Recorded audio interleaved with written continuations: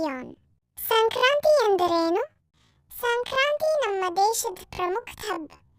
ಈ ದಿನ ಸೂರ್ಯನು ಮಕರ ರಾಶಿಗೆ ಪ್ರವೇಶಿಸುತ್ತಾನೆ. ಅದಕ್ಕಾಗಿ ಇದನ್ನು ಮಕರ ಸಂಕ್ರಾಂತಿ ಎನ್ನುತ್ತಾರೆ.